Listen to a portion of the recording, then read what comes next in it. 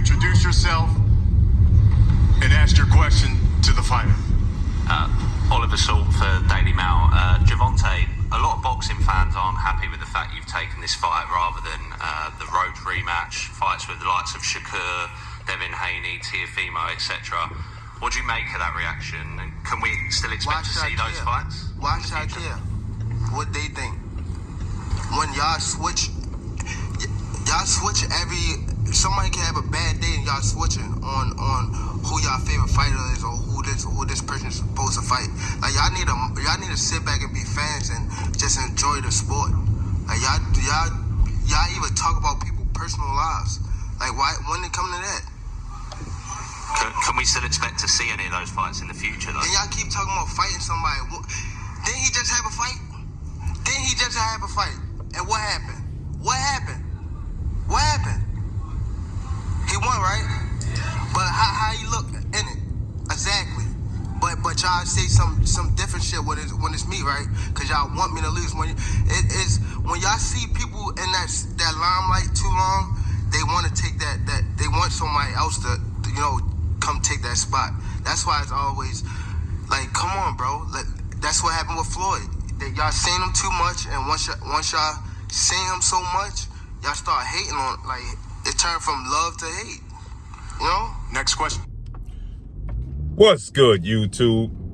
It's your boy, Blue Blood Sports TV, and I'm back at y'all with another one. Gervonta Tank Davis is so afraid of Shakur Stevenson that he can't even answer a question clearly.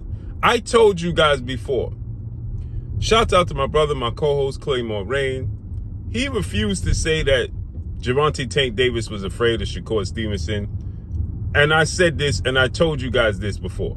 He's afraid of Shakur Stevenson. He do not want to lose to Shakur Stevenson. Okay?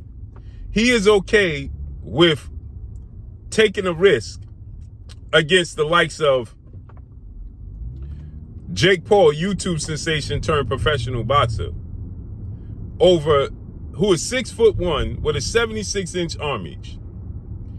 At 200 pounds, he'll take that risk as a real fight, a 60-pound weight jump. 60 pounds, because Tank Davis is 5'4" with a 67-inch arm reach and fights at 135 and told the world he's not comfortable at fighting 140 because he's naturally a 130-pounder.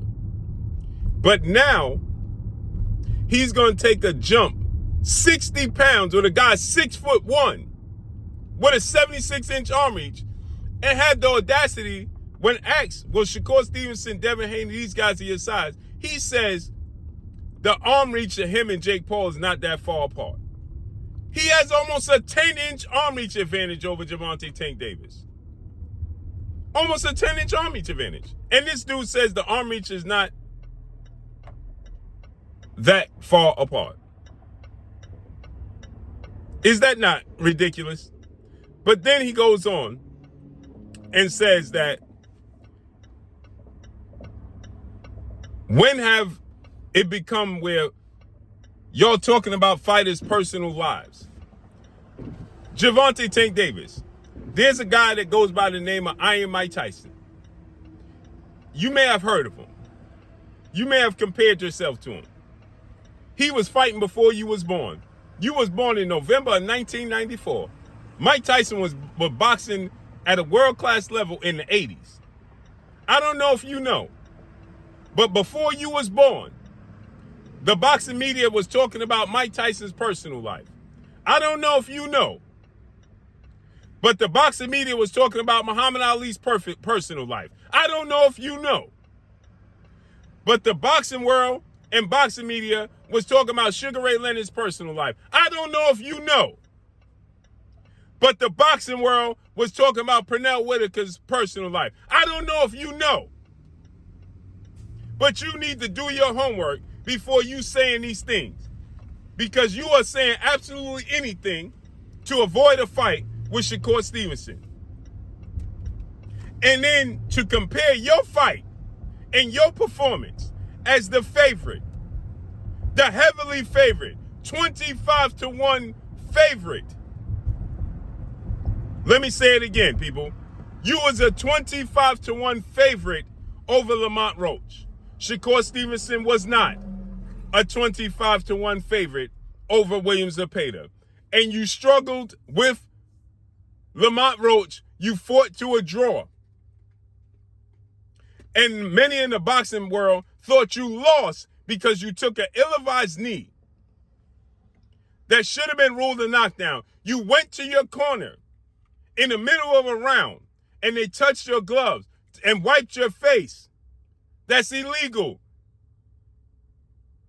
You should be disqualified. Don't know if you know. But the great Roy Jones Jr., first loss came at a disqualification. So when you talk about people shouldn't be talking about people's personal life, to avoid the question, they've been talking about boxers' personal life since Jack Johnson. Since not even just the black boxers.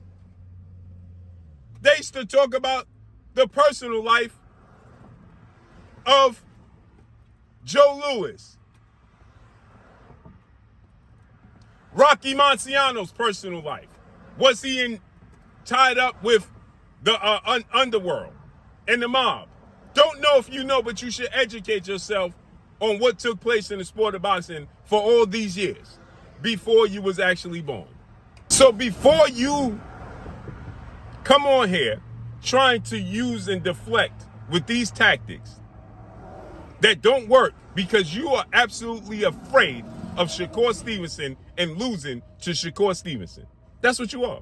You are afraid. So Shakur Stevenson, you're going to try to compare your performance and you arguably losing to Lamont Roach. Nobody wanted you to lose. You was a 25-1 favorite against Lamont Roach. You pulled that man up from 130 pounds. The night of the fight, you was a 15-1 favorite. And you fought to a draw. How dare you compare your performance against a guy, Shakur Stevenson, many people said was possibly going to get knocked out by Williams Zepeda. And if he didn't get knocked out by Williams Zepeda, all Shakur Stevenson was going to do was run. And Shakur Stevenson stood in the pocket and fought the fight of Williams Zepeda, who had 33 wins, no losses, no draw, and 27 wins by way of knockout. Who was a knockout artist, who was undefeated. You fought, no disrespect, but the truth has to be told. You fought Lamont Roach, who probably, if Lamont Roach moved up in weight and fought Williams Zepeda at the exact same time before Shakur fought Williams Zepeda and before you fought Lamont Roach would be the underdog against Williams Zepeda, Gervonta Tank Davis. He would be the underdog. Lamont Roach was 25 wins, 1 loss, 1 draw with 10 wins by way of knockout and was a world champion at 130, and you pulled him up and you fought to a draw. Shakur Stevenson was told that he was going to absolutely run Tom and Jerry from Williams Zepeda because he was going to get knocked out by Williams Zepeda. Not only did he not get knocked out, but he fought Williams Zepeda's fight. He stayed in a pocket and fought Williams Zepeda's fight, outclassed Williams Zepeda at his own game, and won a unanimous decision. And you trying to compare your performance against Lamont Roach to Shakur's performance against Williams Zepeda and try to make it look like Shakur Stevenson had a bad performance or look bad. He fought against the bigger guy in Williams Zepeda. You fought against the smaller guy, technically, in Lamont Roach. And you never answered the question talking about why should I fight those guys? What do you mean, why should I fight these guys? You need to retire. ASAP. ASAP. He needs to retire ASAP. Because the only thing he's doing in the sport of boxing is holding it up.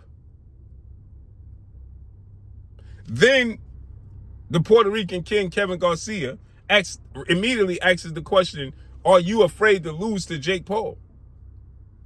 This dude says, I don't even know what I'm thinking right now. He says, okay, let me rephrase the question. Would you losing to Jake Paul hurt your stock? He says, I don't even care. The dude is retired already. And he don't want the embarrassment to lose to a guy that he's supposed to quote unquote knock out in Shakur Stevenson, who's supposed to be pillow fisted with 24 wins, no loss, no draw, 11 wins by way of knockout. Shakur Stevenson almost has an identical record without the loss to Lamont Roach, without the loss and the draw. Lamont Roach is 25 wins. If you remove the loss and the draw to Jamel Herring in the draw, he's 25 wins with no loss, no draw, with 10 wins by way of knockout. Shakur is 24 wins, no loss, no draw, 11 wins by way of knockout. He's a southpaw, right? But you don't want to fight him because you know you're going to lose, or you feel there's a real possibility you're going to lose. Then you don't want to fight Devin Haney. You said he was a middleweight that couldn't punch himself out of a wet paper bag. Y'all got all this history. Devin Haney, 5'9", 72-inch arm reach, right? 32 wins, no losses, no draw, 15 wins by way of knockout, not a big puncher. You said he was a middleweight. Oh, he rehydrates 24 pounds. He come in to fight 160 pounds, 165 pounds. Yet you willing to fight 6'1", 76-inch arm reach, 200-pound Jake Paul in a real boxing match. Well, it's about the money, bro. Well, you would have got the money, the same amount of money, or close to it, to fight Devin Haney and Shakur Stevenson with His Excellency Turkey Al-Sheikh. But I need 3 Ferraris, bro. Because you don't want no real challenge. And anybody defending this is despicable, diabolical, and disgusting. And I'm gone. That's all I got for y'all. Follow me on Instagram at Blue Blood Sports TV, all one word. It's your boy Blue signing off. I'm gone. Peace.